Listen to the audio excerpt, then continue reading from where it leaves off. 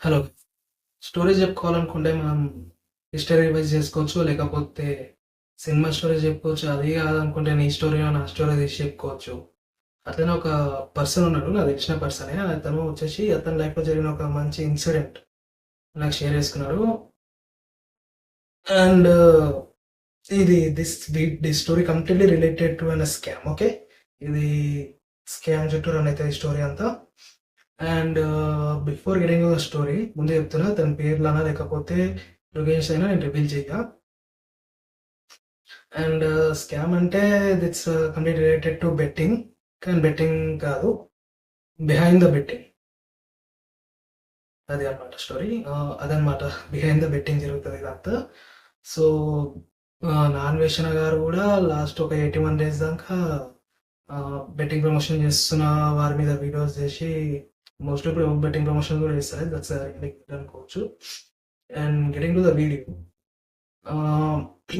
Most of the teenagers and college అవుతున్న వాళ్ళు short term income కోసము బెట్టింగ్ చేస్తారు.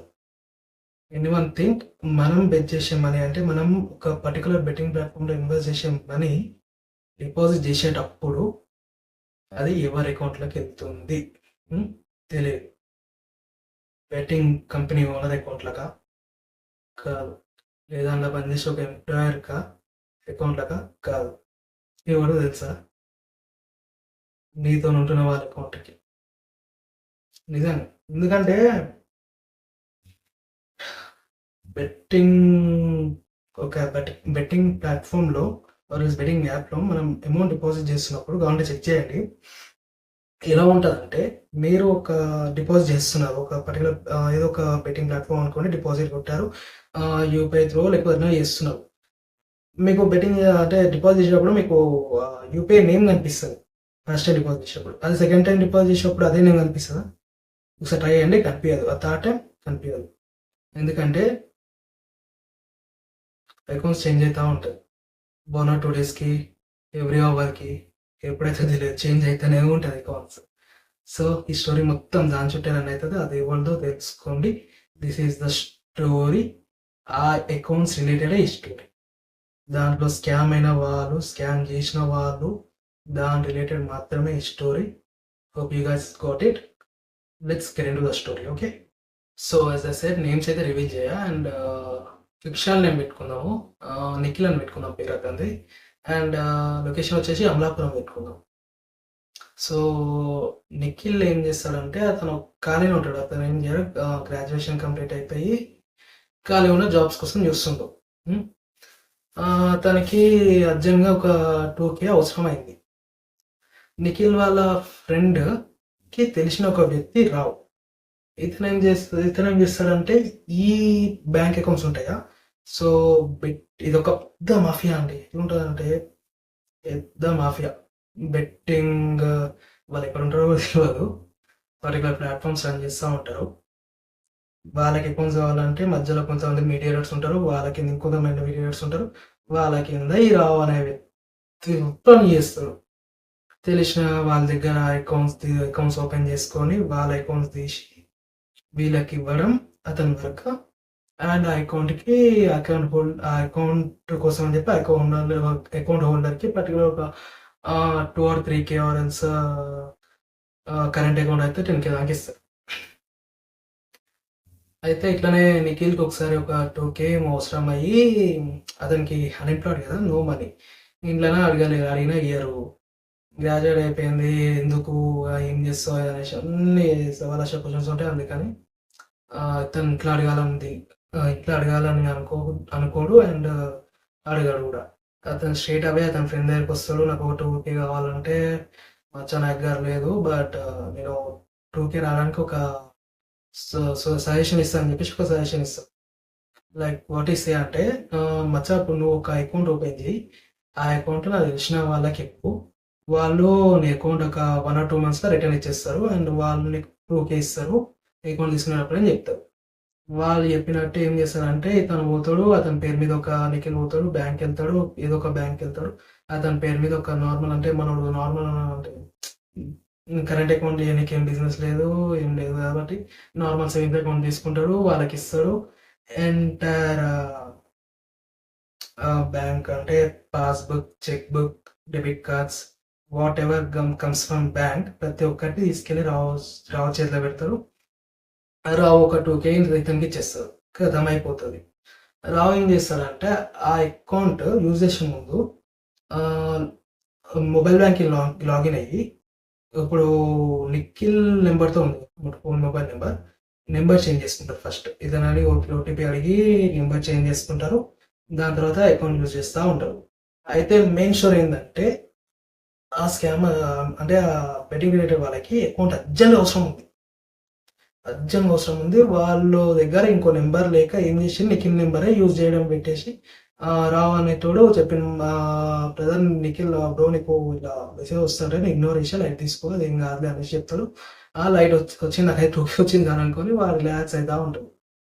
వాడు ఇక అకౌంట్ తీసుకుంటాడు. వాడి ఫస్ట్ డే ఓటీపీ చెప్తాడు అయిపోయింది కదా. వాళ్ళు లాగిన్ చేసుకుంటారు. వీడి నెంబర్ మీద రన్ అవుతుంది. సడన్‌గా వీని బ్యాంక్ అకౌంట్‌లో ఫస్ట్ డిపాజిట్ ఒక 500 పడుతుంది. అది వల్ల 10 నిమిషాలకే 10,000 పడుతుంది.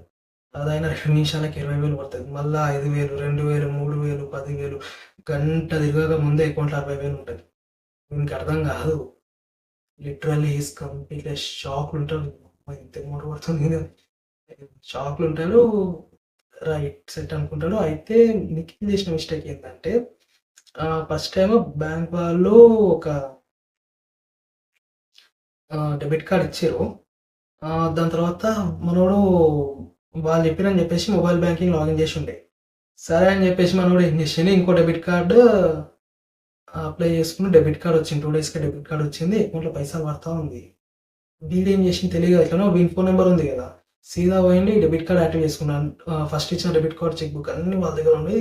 వీడేం చేసిండు సెకండ్ డెబిట్ కార్డ్ యాక్టివేట్ చేసుకుంటూ వాళ్ళకి తెలియకుండా దీంట్లోకి వెళ్ళి ఒక 300, 400, 1000, 2000లో విత్‌డ్రా చేయడం స్టార్ట్ చేసిండు. అక్కడ వాళ్ళ రిక్వైర్మెంట్ ఫుల్‌ఫిల్ అవుతుంది. ఇక్కడ వీడికేమో చిన్న చిన్న మనీ వస్తుంది. డబ్బులు వస్తే ఆశ పెరుగుతుంది. మనోడికి కూడా ఆశ పెరిగింది. అట్లా ఆ మనీ ఎవరిది అసలు? ఆ అకౌంట్‌లో పడే మనీ ఎవరిది? బెట్టింగ్ యాప్స్‌లో డిపాజిట్ చేసే వాళ్ళ అమౌంట్ అది. వాళ్ళ అమౌంట్‌నేమో ఇక్కడ వాళ్ళు తీసుకుంటారు. దాని తర్వాత అక్కడ వెళ్ళిపోతుంది అదంతా అయిపోతుంది. అది లైట్ తీసుకోండి. మనోడు ఏం చేసిండు నిఖిల్ కూడా అమౌంట్ తీసుకుండు వాడుతుండు. ఫస్ట్ డే వాడిండు, సెకండ్ డే వాడిండు. ఫస్ట్ డే ఒక 300-400 విత్‌డ్రా చేసిండు. సెకండ్ డే ఒక 1000 దాకా విత్‌డ్రా చేసిండు. థర్డ్ డే ఆశ పెరిగింది. ఇంకా విత్‌డ్రా చేద్దాం అని చెప్పేసి సెకండ్ డే ఒక 1000 విత్‌డ్రా చేసిండు. 2000, 3000, 4000 అట్లా ఒక 5, 6 1 వీక్ అయింది. నియర్లీ ఎంత విత్‌డ్రా చేసిండో తెలుసా? 40-50K ఏమో విత్‌డ్రా చేసిండు అకౌంట్ నుంచి. And one more thing, savings అకౌంట్‌కి పర్ మంత్ లిమిట్ ఎంత తెలుసా? 10 lakhs.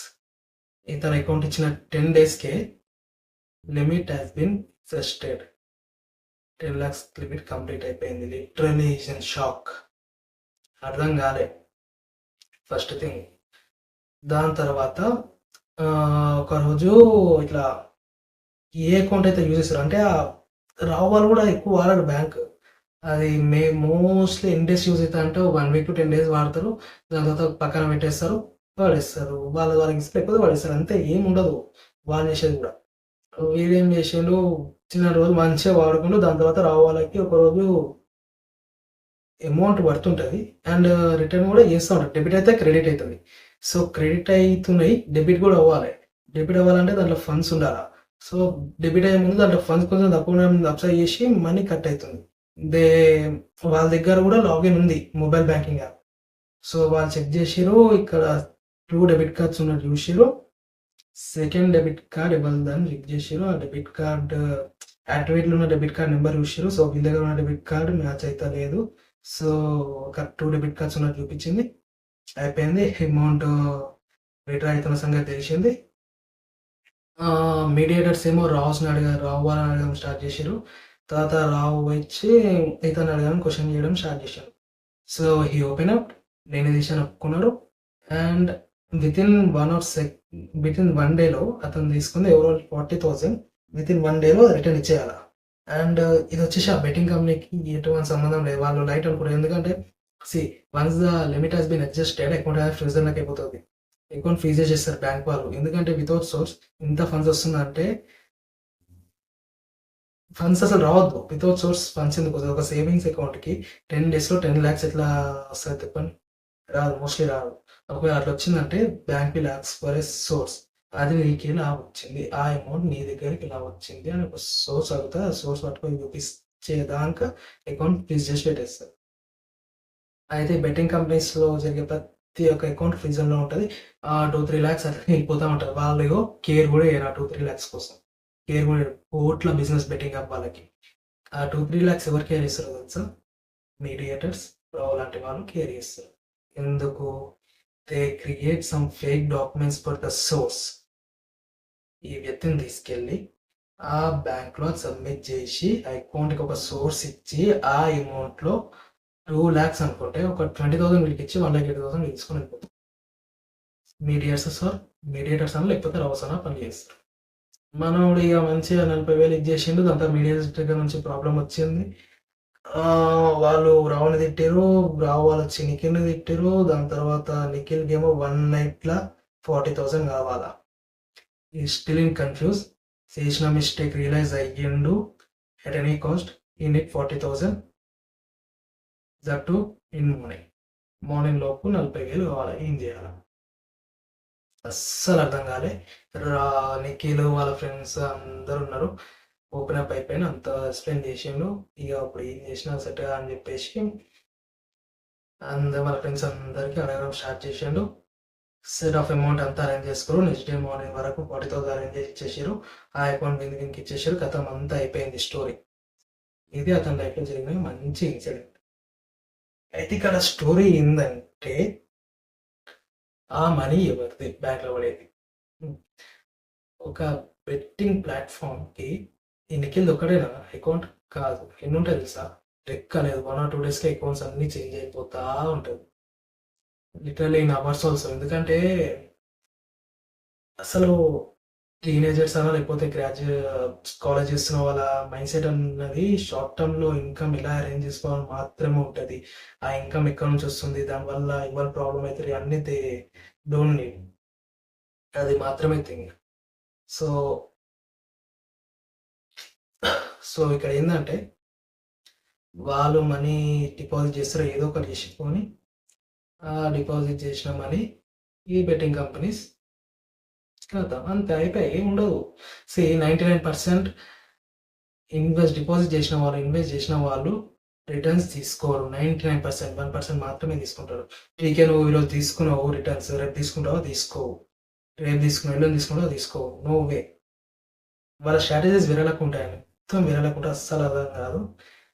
ఇప్పుడు నిఖిల్ చేసిన పని ఏంటంటే ఈ వాళ్ళు మనీ తీసుకొని ఇతను వాడుకో. తీసుకున్న వాళ్ళకి ఏమైనా ప్రాబ్లమా? లేదు. డిపాజిట్ చేసిన వాడికి మాత్రమే ప్రాబ్లం. వాడు డిపాజిట్ చేసినంత వాడు గెలుచుకుంటే ఓకే, దట్స్ టు ఫైన్. గెలుచుకోకపోతే ఈరోజు గెలుచుకున్నా అని చెప్పేసి రేపు గెలుచుకుంటాడా? లేదు. వాడు ఏం తీసుకుంటారో తెలియదు. So it's an story and will meet you soon with another story. Okay, until then, bye.